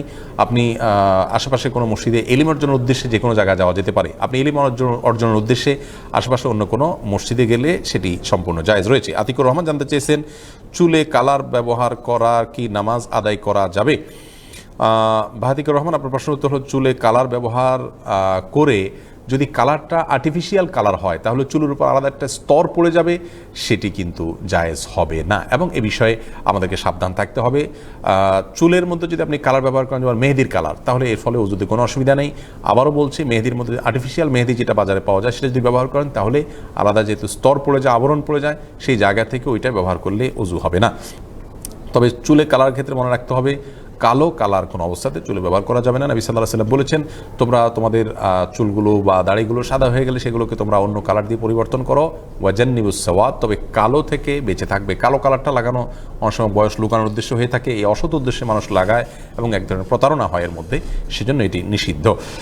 এরপরে এমডি সাজিদ রহমান জানতে চেয়েছেন, মহিলা মানুষেরা কি বাসায় একসাথে জামাতে ঈদের সালাত আদায় করতে পারবেন কি না? ঈদের সালাত মহিলারা আলাদা করবেন না। মহিলারা মূল ঈদের যে জামাত হবে সেই জামাতে অংশগ্রহণ করবেন। নবী সাল্লাল্লাহু আলাইহি ওয়াসাল্লাম অনেক গুরুত্বের সাথে মহিলাদেরকে ঈদগাহে আনার জন্য বলেছেন এবং পুরুষদেরকে বলেছেন মহিলাদেরকে তোমরা বের করবে। এমন কি যারা বয়স্কা নারী তাদেরকেও ঈদগাহে উপস্থিত করার জন্য নবী সাল্লাল্লাহু আলাইহি ওয়াসাল্লাম বলেছেন। যারা মাসিক অবস্থা রয়েছেন তাদেরকেও নবী সাল্লাল্লাহু আলাইহি ওয়াসাল্লাম ঈদগাহে যেতে বলেছেন। তারা নামাজ পড়বেন না, কিন্তু ঈদগাহে উপস্থিত হবেন যাতে ঈদের আনন্দে তারা শামিল হতে পারেন। সেই সাথে যদি কারোর পর্দা না থাকে, নবী সাল্লাল্লাহু আলাইহি ওয়াসাল্লাম অন্য মহিলার পর্দার আশ্রয় নিয়ে তাকে যেতে বলেছেন, তারপরও যেতে বলেছেন। এত গুরুত্ব দিয়েছেন মহিলাদের ঈদগাহে যাওয়ার ব্যাপারে। 5 ওয়াক্ত নামাজ মহিলারা বাসায় পড়া উত্তম, কিন্তু ঈদগাহে মেয়েদের যাওয়ার ব্যাপারে নবী সাল্লাল্লাহু আলাইহি ওয়াসাল্লাম অনেক বেশি গুরুত্ব দিয়েছেন এবং সেখানে নামাজটা উদ্দেশ্য নয়, আনন্দের শামিল হওয়া উদ্দেশ্য। তো এ বিষয়ে যদিও হানাফি মাযহাবে মাকরুহ বলে থাকেন ওলামা ইকরাম, আমার মনে হয় যে এ বিষয় নিয়ে কেবারে ওলামা যারা আছেন তারা আরও বিবেচনা করবেন। এবং মহিলারা আজকাল সব ক্ষেত্রে বের হয়েছে। একজন এমন কোনো নারী পাওয়া কঠিন আমাদের দেশে যিনি ঈদ উপলক্ষে বাবার বাড়ি যাচ্ছেন না বা কোথাও বেড়াতে যাচ্ছেন না, ঈদ উপলক্ষে মার্কেটে যাচ্ছেন না, কোথাও যাচ্ছেন না, এমন একজন মহিলাও পাওয়া প্রায় দুরূহ হবে। কিন্তু ঈদগাহে আসার ব্যাপারে আমরা শুধু কড়াকড়ি করি। অবশ্যই পর্দার সাথে এবং স্বাতন্ত্র্য বজায় রেখে তারা নসিহত শুনবেন, জিকিরে শামিল হবে। নবী সাল্লাল্লাহু আলাইহি ওয়াসাল্লাম এত বেশি গুরুত্ব আরোপ করেছেন ঈদগাহে উপস্থিতির ব্যাপারে, বিধায় এ বিষয়ে ওলামা ইকরামের আরও ভেবে দেখার উচিত। আমি বিনীতভাবে আমরা আহ্বান রাখবো আমাদের আসাতেজা ইকরাম মানে সিনিয়রদের কাছে। এমনি সাজিদ ইসলাম, আপনার প্রশ্ন উত্তর দিলাম। শামীম রহমান জানতে চেয়েছেন, সালাতে চোখের দৃষ্টি কোথায় থাকবে কাইন্ডলি জানাবেন। ভাই শামীম, এই বিষয়ে আমাদের একাধিক ভিডিও আছে আমাদের পেজে এবং চ্যানেলে, আপনি মেহেরবানি করে সেটি দেখে নেবেন। সালাতের সময় একজন মানুষের দৃষ্টি কোথায় থাকবে? আমরা যখন দাঁড়াবো তখন আপনার সেজদা বরাবর, রুকুতে যখন যাব তখন আমাদের সেজদার জায়গা হতে পারে অথবা দুই পায়ের মাঝখানের জায়গা, যখন বলবো তখন কোলের দিকে নজর থাকবে, যখন সালাম ফেরাবো কাঁধের দিকে নজর থাকবে। আবার অনেক ওলামা ইকরাম বলেছেন সর্বাবস্থায় সেজদার দিকে নজর থাকবে। তো যথাসম্ভব নিজের সালাতের যে এরিয়া এর বাইরে অন্য জায়গায় যেন নজর না যায় সেদিকটা আমাদের খেয়াল রাখতে হবে। একটু আশেপাশে নজর মানে এরিয়াতে পড়লে সেটা যেতেই পারে। মফিদুল মাস্টার জানতে চেয়েছেন যারা রোজা রাখে না তাদের কি ফিতরা দিতে শরীয়তে নিষেধ আছে কি না? না, যদি কেউ মুসলমান কিন্তু রোজা রাখেন না অসুস্থতার কারণে কিংবা অবহেলার কারণে, ফিতরা বা জাকাতুল ফিতির তাদেরকে দেওয়া যাবে না এমন কোনো কথা নেই। তারা পাপিষ্ঠ মুসলমান, তাদেরকে ফিতরা দিয়ে যদি বরং একটু নসিহত করা যায়, একটু বোঝানো যায়, রোজার গুরুত্ব বোঝানো যায়, তো বরং সেটা আরও উত্তম হতে পারে। এজাজুল হক চৌধুরী আপনি জানতে চেয়েছেন জানাজার নামাজে মানুষটি কেমন ছিল, এটি জিজ্ঞাসা করা বিদআত নাকি জায়েজ? এটি আমাদের সমাজের একটা প্রচলন, এটি কোনো কোনো ক্ষেত্রে বেদাতে পর্যবসিত হতে পারে। মানুষটি কেমন ছিল এটি আসলে জিজ্ঞেস করার কোনো প্রয়োজন নেই। মানুষটি যদি ভালো হয়ে থাকেন তাহলে সেক্ষেত্রে আল্লাহর কাছে তিনি আজর পাবেন, বিনিময় পাবেন, তিনি সম্মানিত হবেন আল্লাহর কাছে। আর যদি খারাপ হয়ে থাকেন তাহলে গোটা মহল্লার সব মানুষ যদি বলে লোকটা ভালো ছিল তাতে কিচ্ছু আসে যায় না। বিধায় এই জিজ্ঞেস করার কোনো মানে নেই, বরং সবাই মিলে আল্লাহর কাছে তার জন্য দোয়া করবেন, এটি হলো আমাদের মূল করণীয়। জিহাদ হাসান জানতে চেয়েছেন বিয়ের উদ্দেশ্যে আংটি পরিয়ে পরে কথা বলা জায়েজ আছে কি না? বিয়ের জন্য এঙ্গেজমেন্টের নামে আংটি পরিয়ে রেখে পরে একে অন্যের সাথে পারস্পরিক যোগাযোগ রাখা এটি জায়েজ নয়। আংটি পরিয়ে এক ধরনের এঙ্গেজমেন্ট বা এক ধরনের বিয়ের ব্যাপারে আপনার অনানুষ্ঠানিক চুক্তি বলতে পারি আমরা, এটি করা যেতে পারে, কিন্তু এর মাধ্যমে বিয়ে হয় না।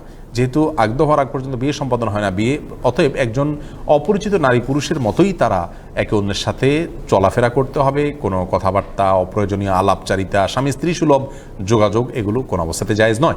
হ্যাঁ, একান্ত কোনো তথ্য উপাত্ত আদান প্রদান করতে হলে সেটি যথাসম্ভব পর্দার বিধিবিধানগুলোকে মেনে তারা করতে পারবেন। অহনা হাসান আপনি জানতে চেয়েছেন আমার ছোট ভাইয়ের 14 বছর বয়স, সে পড়াশোনা করে তার ফিতরা কি আমি দিতে পারবো? আপনার ছোট ভাই কার অধীনে, এটি হলো মূল বিষয়। যদি আপনার সাথে আপনার ফ্যামিলিতে উনি থাকেন, আপনার ফ্যামিলির সদস্য হিসাবে থাকেন, আপনার বাসায় থাকেন, আপনি তার লালন পালন করেন, তাহলে সেক্ষেত্রে আপনি দিবেন। অথবা অন্য কেউ যদি তার অভিভাবক হন, কারোর সাথে থাকেন, আপনার বাবা থাকলে তিনি দিবেন। আর যদি আপনি তার তরফ থেকে আদায় করে দেন আপনার বাবার পারমিশন নিয়ে বা তাকে জানিয়ে, তার অভিভাবক থাকলে অন্য কাউকে বলে, তাও আদায় হয়ে যাবে। কারণ আর্থিক ইবাদত একজনটা অন্যজন করতে পারে, যার ইবাদত তাকে জানিয়ে দিয়ে তার পারমিশন সাপেক্ষে। আদিবা সুলতানা জানতে চেয়েছেন যাদের হায়েজ 10-15 দিনের বেশি সময় ধরে থাকে তাদের ক্ষেত্রে সিয়াম পালনের বিধান কি? মাসিকের যে মাসাইল রয়েছে সর্বোচ্চ সময়সীমা নিয়ে, সেটি আপনি জেনে নেওয়ার চেষ্টা করবেন। হানাফি মাযহাব অনুযায়ী সর্বোচ্চ 10 দিন হলো মাসিকের সময়সীমা, অতএব তার উপরে যদি ব্লিডিং হয় তাহলে সেটি মাসিক হিসেবে গণ্য হবে না, অসুস্থ হিসেবে গণ্য হবে, এবং ওইটা নিয়েই আপনাকে রোজা রাখতে হবে এবং অন্যান্য ইবাদতবন্দেগী কন্টিনিউ করতে হবে। জুমাতুল বিদার অর্থ বা ফজিলত কি আছে জানতে চেয়েছেন তারিক ইবনে ফারুক। জুমাতুল বিদা বলতে আলাদা কোনো টার্ম রাসূল করিম সাল্লাল্লাহু আলাইহি ওয়াসাল্লামের কোনো হাদিসে আসেনি। জুমাতুল বিদা শব্দের অর্থ হলো বিদায়ী জুমা, অর্থাৎ শেষ জুমা। এরকম শেষ জুমা, বিদায়ী জুমা বলতে আলাদা কোনো জুমার কোনো কনসেপ্ট ইসলাম দেয়নি। তবে হ্যাঁ, রমজানের শেষ জুমা, একে তো জুমার দিন, আবার রমজান মাস, আমাদের খারাপ লাগা কাজ করতে পারে, একটা ফিলিংস হতে পারে, জাস্ট এটুকু।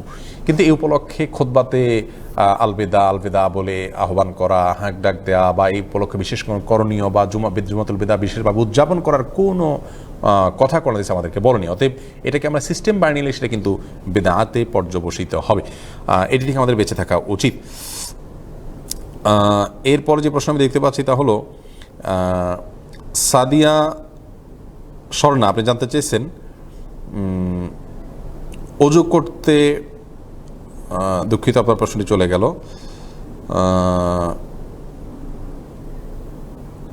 ফাতেমা ইসলাম আপনি জানতে চেয়েছেন নামাজ বাদে কি সিজদা দেওয়া যাবে কি না, আর এই সিজদা দিতে কি ওযু লাগবে কিনা? গুরুত্বপূর্ণ প্রশ্ন। বোন ফাতেমা, নামাজ ছাড়া সিজদা হতে পারে। আপনাকে আল্লাহ তাআলা কোনো নেয়ামত দিয়েছেন, আপনি আল্লাহ শুকরিয়া আদায় করে তাৎক্ষণিকভাবে কেবলার দিকে আপনি সিজদা লুটিয়ে পড়লেন, জাস্ট আল্লাহু আকবার বলে সিজদা চলে গেলেন, সিজদার তাসবিহ পাঠ করে আবার উঠে গেলেন, ব্যাস, এর মাধ্যমে সিজদা হতে পারে। এটাকে সিজদাতে শুকর বলা হয়। এই সিজদাগুলোর জন্য ওযু দরকার কিনা? হানাফি মাযহাব অনুযায়ী, আমাদের উলামায়ে কেরামের মত অনুযায়ী ওযু লাগবে। বিন বাজ রাহিমাহুল্লাহ সহ সৌদি আরবের স্কলারদের মতে ওযু লাগবে না। আমি মনে করি ওযু করে এ ধরনের সিজদা দেয়া বা ওযু অবস্থা দেওয়াটাই হলো নিরাপদ এবং এহতিয়াত তথা সতর্কতামূলক মত। এরপরে শারমিন মোমো আপনি জানতে চেয়েছেন রোজা রেখে নাকে অ্যালার্জির স্প্রে ব্যবহার করা যাবে কি না। নাসাল যে ড্রপ আছে, নাকের ড্রপ আছে, সেটা নিয়ে আমাদের একটা ভিডিও আছে, পেজে দেখে নেবেন। নাকের ড্রপ রোজা রেখে দেওয়া যাবে না, কারণ নাকের সাথে আমাদের কণ্ঠনালীর সম্পর্ক আছে। অতএব সেই ড্রপ আমাদের কণ্ঠনালী হয়ে পেটে যাওয়ার সম্ভাবনা আছে, সেই জায়গা থেকে নাকের ড্রপ দেওয়া উচিত না। স্প্রে যেটা আর কথা আমরা বলছি, এই স্প্রে নিয়ে দ্বিমত আছে। অ্যারাবিয়ান স্কলারদের মতে স্প্রে যেমন ইনহেলার, এটা ব্যবহার করা যাবে। তার কারণ হলো তারা বলেন যে এখানে আসলে মূলত আমাদের শ্বাসকষ্ট দূর করবার জন্য দেয়া হয়। এটা যায় হলো আমাদের ফুসফুসে, এটা আমাদের পাকস্থলিতে যায় না। আর যদি যায় তাহলে সেটা পরিমাণ এত কম যে আমরা কুলি করলে যেরকম কিছু অংশ আমাদের থুতুর সাথে যেতে পারে পানির, তার চাইতে অনেক কম। তো যার কারণে তারা জায়েজ মনে করেন। আমাদের দেশের ওলামায়ে কেরাম এটিকে নাজায়েজ মনে করেন। অতএব একান্ত নিরুপায় না হলে এটি না করাটা উত্তম বা ভালো। অহনা হাসান, আপনার প্রশ্নের উত্তর আমরা দিয়েছি। মোহাম্মদ সেলিম জানতেছেন, ঈদের নামাজের পর খুতবা শোনা কি জরুরি? হ্যাঁ, খুতবা শোনা ওয়াজিব, অতএব ঈদের পরে খুতবা শুনবেন। এরপরে এমদাদুল্লাহ মাহমুদ জানতে চেয়েছেন, মৃত ব্যক্তির ফিতরা আদায় করতে হবে কিনা? উত্তর হলো না। যিনি মারা গেছেন ঈদের আগে, তার ফিতরা আদায় করতে হবে না। মোহাম্মদ হামিম হোসাইন হাসিফ, আপনি জানতে চেয়েছেন, ইয়াংদের চুল সাদা হয়ে যায়, তার জন্য কালো কালি লাগানো যাবে কিনা? না, কালো লাগাবেন না। প্রয়োজনে মেহেদি কালার লাগাবেন বা অন্য কোনো কালার লাগাবেন, আর্টিফিশিয়াল কালার লাগাবেন না, যাতে আলাদা স্তর তৈরি হয়। আর আপনার যদি কালো লাগান তাহলে কালো বা মেহেদি মিশিয়ে যদি লাগান তাহলে সেটি জায়েজ হতে পারে, কিন্তু মনে রাখা উচিত যে কালো কালার দিয়ে নিজের বয়স লুকানোর চেষ্টা, যদি এটা বয়সের কারণে হয় না, সাদাটা হয়তো অল্প বয়সে হয়ে গেছে, তারপরেও কালো যেহেতু হাদিসে নিষেধ আছে, অতএব কালো কালারটা, নিরেট কালার কালারটা ব্যবহার করা উচিত নয়। মোহাম্মদ ইমাম হোসেন, আপনার প্রশ্ন উত্তর দিয়েছি। এরপরে আলবি রহমান রাসেল জানতে চেয়েছেন, রোজা থাকা অবস্থায় নাকের ড্রপ ব্যবহার করা যাবে কিনা? মাত্রই আপনার প্রশ্ন উত্তর গেছে, যাবে না, এ বিষয়ে আমরা জানিয়েছি। ইমরান, আপনি জানতে চেয়েছেন, কোরবানি ঈদের দিন অনেকে আকিকা দেয়, এতে করে আকিকা হবে কিনা? দেখুন, আকিকা তো কোরবানি ঈদের দিন দেওয়া উচিত নয়। আকিকা দেওয়ার একটা নির্দিষ্ট সময়সীমা আছে। সপ্তম দিনে, জন্মের সপ্তম দিনে আকিকা দেওয়া সুন্নাত, 14তম বা 21তম দিনে দেওয়ার কথা বিভিন্ন হাদিসে রয়েছে। অতএব আকিকা যদি দেরি করা হয় তাহলে সেটি অনুচিত হবে, অনুত্তম হবে। আর একটা গরুতে আকিকা কোরবানি একসাথে দিলে আদায় হবে কিনা সেটা নিয়ে মতপার্থক্য আছে। আমি ব্যক্তিগতভাবে যে মতটাকে বিশুদ্ধ মনে করি সেটি হলো যে আদায় হবে না, ভিন্ন ভিন্নভাবে আদায় করা উচিত। এরপরে এইচএম হানিফ রেজা জানতে চেয়েছেন, তারাবি নামাজ এক সালামে 4 রাকাত করে পড়া যাবে কিনা? তাহলে তারাবি হবে কিনা? এটা ভুলে যদি দ্বিতীয় রাকাতে সালাম দিতে না ভুলে গিয়ে দাঁড়িয়ে গিয়ে 4 রাকাত পূরণ করে তাহলে নামাজ হয়ে যাবে, কিন্তু ইচ্ছাকৃতভাবে এমনটি করা উচিত নয়। করলে সেটা সুন্নাহর খেলাফ হবে। নবী সাল্লাল্লাহু আলাইহি ওয়াসাল্লাম বলেছেন, সলাতুল লাইলি ওয়ান নাহারি মাসনা মাসনা, দিন এবং রাতের নফল নামাজ বা সুন্নাহ নামাজগুলো হবে 2 রাকাত 2 রাকাত করে। অতএব তারাবির নামাজ 2 রাকাত 2 রাকাত করেই হলো সুন্নাহ। 4 রাকাত একসাথে পড়া সুন্নাহর খেলাফ হবে। ভুলে হয়ে গেলে ভিন্ন কথা। এরপরে এসএইচ লিঙ্কন জানতে চেয়েছেন, সাহারির শেষ সময় বলার পরও অনেকে আজান দেওয়া পর্যন্ত সাহারি খাওয়ার কথা বলেন, এক্ষেত্রে বিধান কি? দেখুন, একটা বড় জটিলতা হলো যে আমরা জানি নবী সাল্লাল্লাহু আলাইহি ওয়াসাল্লাম বলেছেন, ইফতার তাড়াতাড়ি করলে, সাহারি দেরিতে করলে মানুষ কল্যাণের মধ্যে থাকে। কিন্তু দেরিতে করা সাহারির মানে এই নয় যে ফজরের আজানের ঠিক আগ মুহূর্তে সাহারি খাওয়া, আর ইফতার তাড়াতাড়ি করা মানে এই নয় যে সূর্য ডুবে গেছে সাথে সাথে সেকেন্ড হিসাব করে খাওয়া। নবী সাল্লাল্লাহু আলাইহি ওয়াসাল্লামের যুগে তো ঘড়ি ছিল না, ঘন্টা সেকেন্ড এভাবে গণনা করার সুযোগ ছিল না। তারা সূর্য ডুবার পরে ইফতার করতেন। নিশ্চয়ই 1-2 মিনিট 4 মিনিট এদিক সেদিক হতে পারতো, সে সম্ভাবনা ছিল। অতএব তাড়াতাড়ি ইফতার করার মানে হলো অন্ধকার হওয়ার আগে ইফতার করা, যেমনটি শিয়ারা করে থাকে, ইয়াহুদিরা করে থাকে। চতুর্দিক সম্পূর্ণ অন্ধকার হয়ে গেলে তারপর ইফতার করে, সেটা যেন না করে নবী সাল্লাল্লাহু আলাইহি ওয়াসাল্লাম সেটি বলেছেন। কিন্তু আজকাল আমরা যেটা নিয়ে ঝামেলা করে থাকি, এক অন্যের সাথে ঝগড়া বিবাদ পর্যন্ত লিপ্ত হই, যে তাড়াতাড়ি ইফতার করতে হবে মানে হলো আজান হওয়ার সাথে সাথে সেকেন্ড দেরি করা যাবে না। হ্যাঁ, আমি যখন সূর্য ডোবাটা নিশ্চিত হবো তখন সাথে সাথেই করবো, কিন্তু সাথে সাথে মানে এই না যে 2-4 মিনিট পরে করলে এই হাদিসের খেলাফ হবে, মোটেও সেটি নয়। আর সাহরির বিষয়ে একই কথা প্রযোজ্য। নবী সাল্লাল্লাহু আলাইহি ওয়াসাল্লাম সাহরি খাওয়ার পর, শেষ করার পর বেশ কয়েকটা আয়াত পড়ার মতো সুযোগ হাতে থাকতো, তার মানে কয়েক মিনিটের বিরতি থাকতো। বিধায় সাহরি একদম লাস্ট মোমেন্টে খাওয়া উচিত নয়, কিন্তু যদি কখনো দেরি হয়ে যায়, আপনি আজানের ঠিক আগ মুহূর্ত পর্যন্ত খান, রোজা হয়ে যাবে ইনশাআল্লাহ বিইذনিল্লাহ। শাহজালাল তামিম জানতে চেয়েছেন, বিধর্মীদের জন্য দোয়া বা এদের মৃত্যুতে শান্তি কামনা করা যাবে কিনা? এই বিষয়ে আমাদের একটা ভিডিও রয়েছে পেজের চ্যানেলে, সেটি আপনি দেখে নেবেন মেহরবানি করে। রোকন জানতে চেয়েছেন, ইচ্ছাকৃতভাবে রোজা না রেখে কাফারা আদায় করলে রোজার সওয়াব হবে কিনা? প্রশ্নই আসে না। ইচ্ছাকৃতভাবে যদি কেউ রোজা না রাখেন তাহলে তিনি গুনাহে লিপ্ত হলেন। এর ফলে তিনি কাজা আদায় করে কোনো রকম তার দায় মুক্ত হওয়ার চেষ্টা করলেন, কিন্তু ইচ্ছাকৃত রোজা না রাখার কারণে তিনি কবিরা গুনাহে লিপ্ত হয়েছেন। বিধায় রোজা না রেখে পরবর্তীতে আপনার কাফারা দিলে বা আপনার ফিদিয়া দিলে যদি হয়ে যেত তাহলে আর রোজা রেখে এত কষ্ট করার প্রয়োজন থাকতো না। বিধায় এটা রোজা রেখে আপনাকে পালন করতে হবে। এমডি শাহিন আপনি জানতে চেয়েছেন, শিহান আপনি জানতে চেয়েছেন রোজা রেখে কি হস্তমৈথুন করলে তার রোজা হবে কি না। ভাই শিহান, রোজা রেখে যদি কেউ হস্তমৈথুন করেন এবং বীর্যপাত হয় তাহলে তার রোজা ভঙ্গ হয়ে যাবে। এর ফলে তাকে এই রোজার পরে কাজা করতে হবে, এবং হানাফি মাযহাব অনুযায়ী শুধু কাজা করলে হবে না, সাথে 60টা রোজা কাফারা হিসেবে রাখতে হবে। সেটি করার ক্ষমতা না থাকলে টানা 60টা রোজা বিরতিহীনভাবে 60টা রোজা রাখতে হবে। সেটা করতে না পারলে তিনি কোনো গরিব দুঃখীকে বা 60 জন মিসকিনকে খাদ্য দিতে হবে, একদিনের খাবার দিতে হবে। এটি হলো হানাফি মাযহাব অনুযায়ী। অন্যান্য উলামা ইকরাম আরবিয়ান স্কলারদের মতে তার কাফারা দিতে হবে না, কিন্তু কাজা করতে হবে, এবং জঘন্য অপরাধ তিনি করেছেন সেজন্য আল্লাহর কাছে তওবায়ে নাসুহা করতে হবে। আল্লাহ তাআলা হেফাজত করুন। এরপরে আমরা যে প্রশ্ন দেখতেছি তা হলো এমডি জারির জানতে চেয়েছেন, আপনি কোনো প্রশ্ন করেননি, জাস্ট সালাম দিয়েছেন।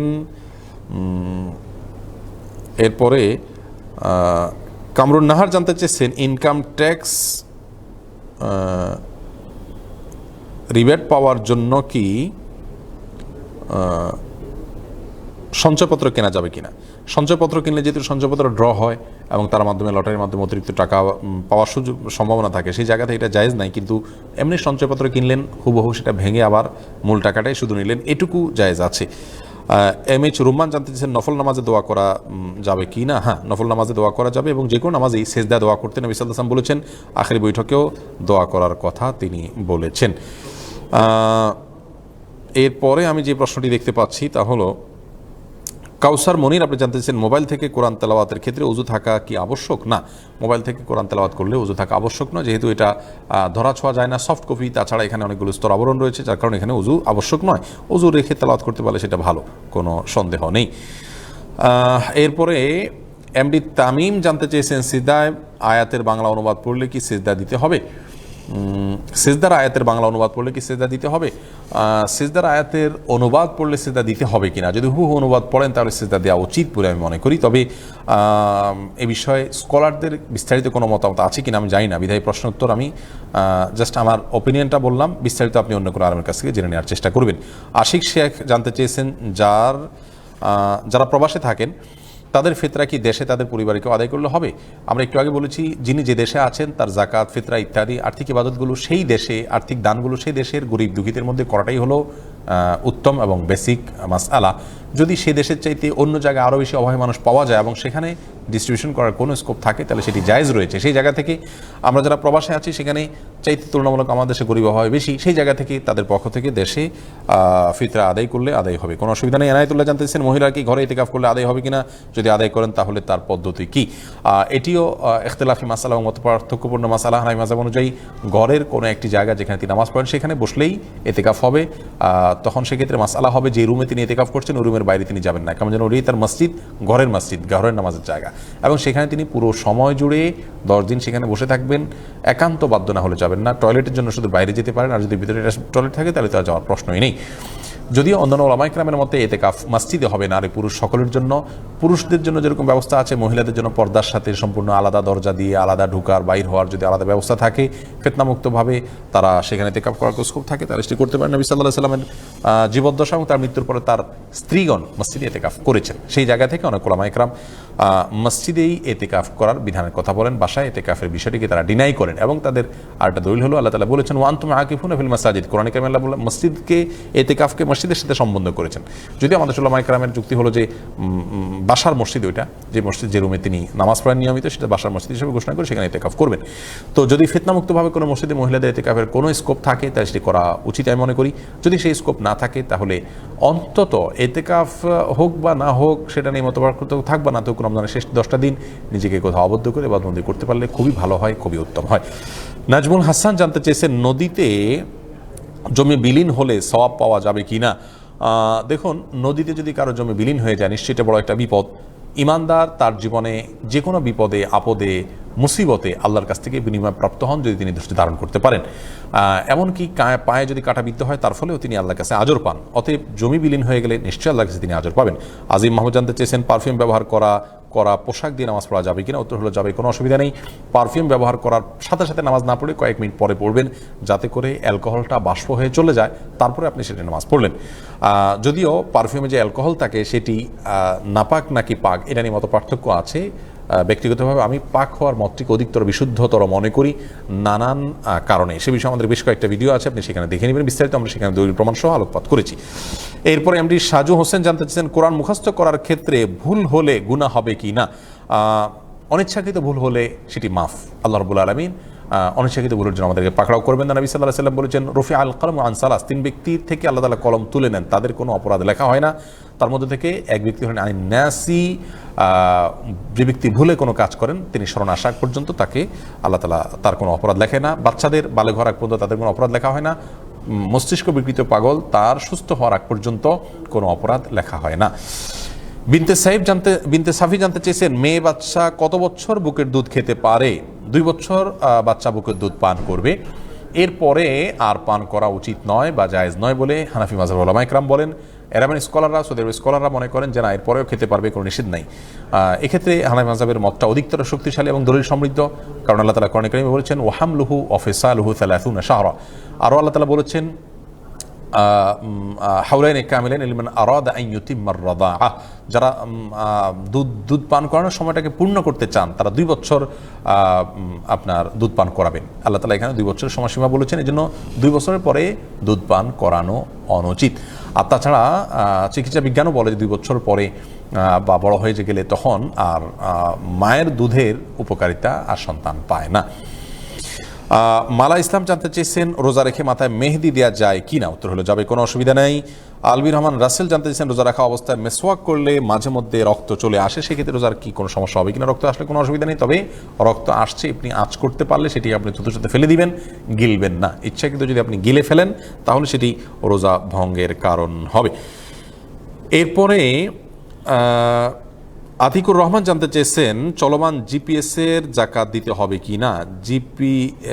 জিপিএফ যে ফান্ড বা জেনারেল প্রভিডেন্ট ফান্ড যেটা, এটার জাকাত দেয়ার ব্যাপারে আমরা বলেছি সরকারি কর্মকর্তা কর্মচারীদের জন্য বাধ্যতামূলক যেটি কাটা হয়। কোনো কোম্পানিও যদি এরকম একই সিস্টেমে বাধ্যতামূলক একটা পার্সেন্টেজ বেতন থেকে কেটে রাখেন, সেখানে এমপ্লয়ির কোনো সে না থাকে, তাহলে সেটার যেহেতু তার যখন তখন তোলার সুযোগ নেই, ওইটা জাকাত তিনি দিতে পারবেন না, এটা জাকাত তাকে দিতে হবে না। আর যদি প্রভিডেন্ট ফান্ড যে কোনো সময় তিনি ভাঙতে পারেন, নিতে পারেন, এরকম পর্যায়ে থাকে এবং তিনি নিজে জমা করেন, তাহলে এটা জাকাত তাকে দিতে হবে।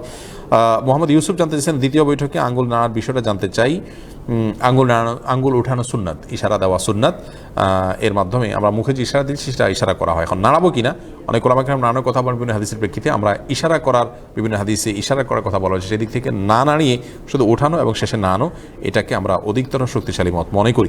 তরিকুল ইসলাম জানতে চেয়েছেন সিগারেট খেলে 41 দিন ইবাদত কবুল হয় না, এমন কথার ভিত্তি কি? না, সিগারেট খেলে 41 দিন ইবাদত কবুল হয় না এমন কোনো কথা নেই। তবে হ্যাঁ, কেউ যদি মাদক সেবন করে তার ব্যাপারে এরকম কথা রয়েছে। সিগারেট পানটা সরাসরি মাদক সেবন নয়, যদিও কাছাকাছি ক্যাটাগরি, ভিন্ন বিষয়। আজহারুল হক জানতে চেয়েছেন সংবাদ পরিবেশনের জন্য মৃত মানুষের ছবি প্রচার কি গুনাহের কাজ? যদি বিস্তারিত জানাতেন। মৃত মানুষের ছবি যদি প্রচার করার প্রয়োজন হয় আইডেন্টিফিকেশনের জন্য, তার অসম্মান না হয়, তার কোনো প্রাইভেসি লঙ্ঘন না হয়, তাহলে সেটি জায়েজ আছে। কিন্তু যদি তার প্রাইভেসি লঙ্ঘন হয়, পর্দার বিধান লঙ্ঘন হয়, যেমন মেয়ে মানুষ কিংবা অ্যাক্সিডেন্টে মারা গেছেন, খুব কুৎসিত হয়েছে, বা তার কোনো সতর ইত্যাদি সহ দেখা যাচ্ছে, এরকম ছবি প্রকাশ করা গুনাহের কারণ সে তাতে বান্দার হক নষ্ট হয়। রিফাত হাসান জানতে চেয়েছেন প্রস্রাব করে পানি নেওয়ার পর 2-1 ফোঁটা বের হলে কি গুনাহ করণীয় কি?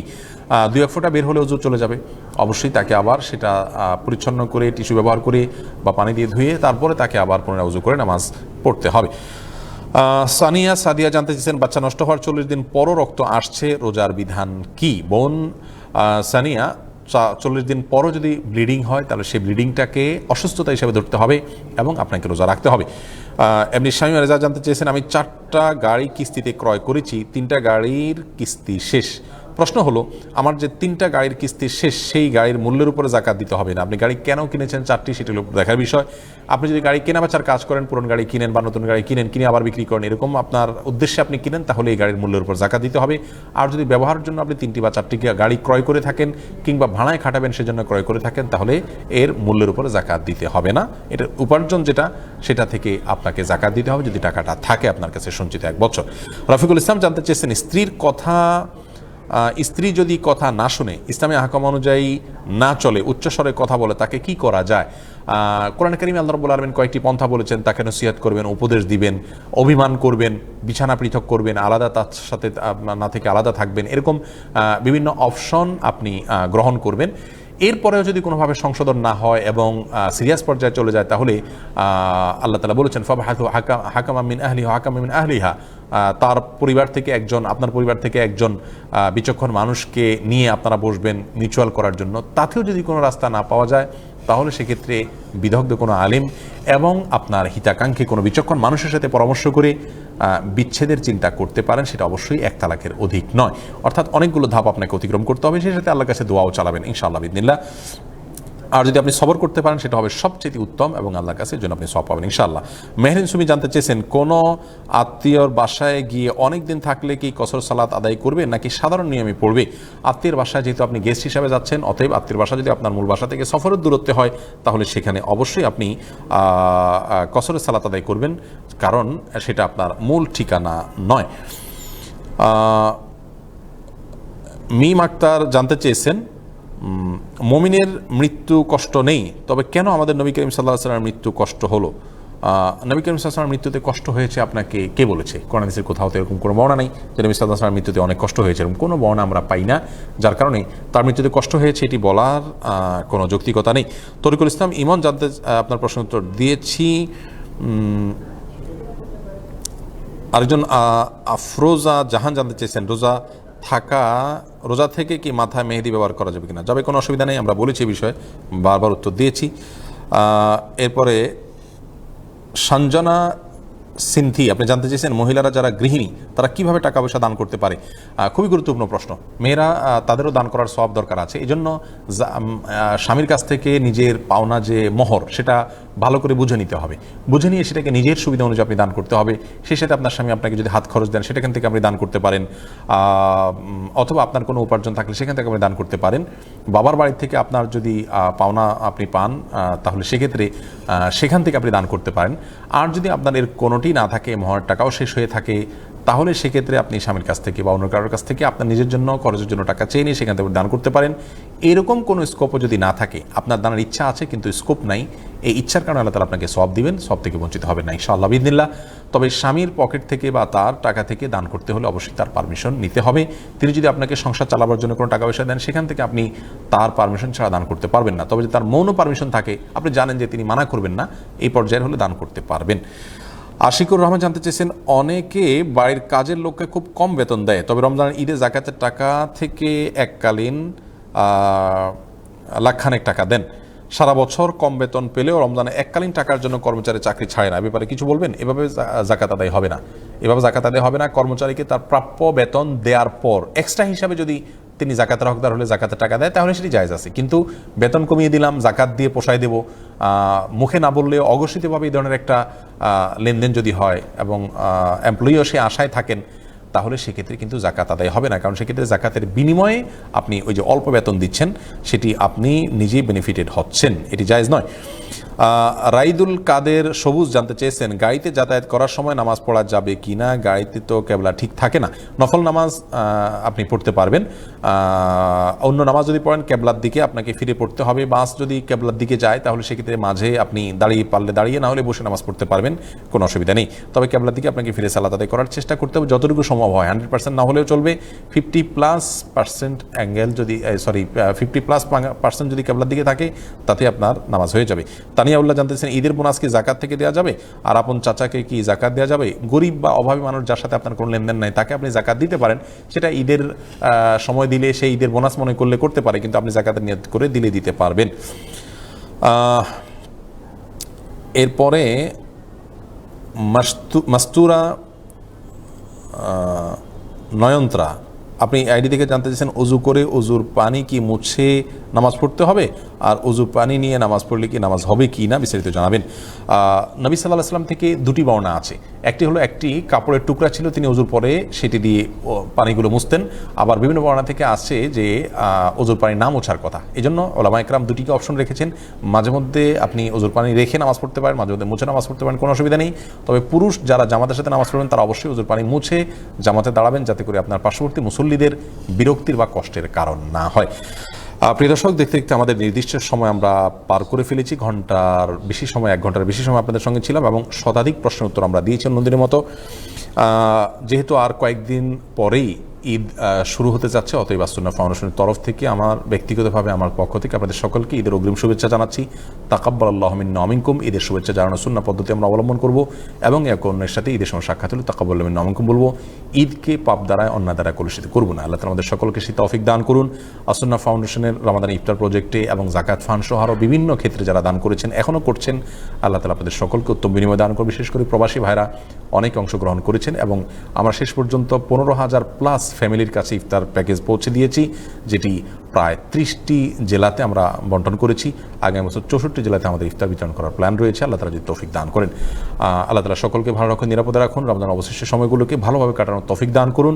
সেই সাথে আগামী সপ্তাহের লাইভ অনুষ্ঠানটি হবে না, যেহেতু ঈদের ছুটি থাকবে, আমাদের এমপ্লয়িরাও থাকবেন না, আমরাও ছুটিতে থাকবো, আপনারাও নিশ্চয়ই ঈদের ব্যস্ততা থাকবেন। অতএব আগামী সপ্তাহের লাইভটি হবে না ইনশাআল্লাহ। তার পরবর্তী জুমাবারে আবার যথানিয়মে আমরা রাতে ইনশাআল্লাহ লাইভ অনুষ্ঠান করব এবং সেখানে যথারীতি আমাদের পেজে ঘোষণা যাবে যে আমরা কখন লাইভে যাচ্ছি। আল্লাহ তাআলা আমাদের সকলকে সে পর্যন্ত ভালো রাখুন, নিরাপদে রাখুন, করোনা প্যান্ডামিক থেকে আমাদেরকে হেফাজত রাখুন। যারা মৃত্যুবরণ করেছেন তাদেরকে শাহাদাতের মর্যাদা দান করুন, যারা অসুস্থ আছেন তাদেরকে সুস্থতা দান করুন। আমরা যারা সুস্থ আছি তাদেরকে আল্লাহ তাআলার নেয়ামতের শুকরিয়া আদায় করে আমাদের নেয়ামতকে ধারাবাহিকভাবে উপভোগ করার তৌফিক নসিব করুন। আজকের মতো এখানে শেষ করছি। আসসালামু আলাইকুম ওয়া রাহমাতুল্লাহি ওয়া বারাকাতুহু।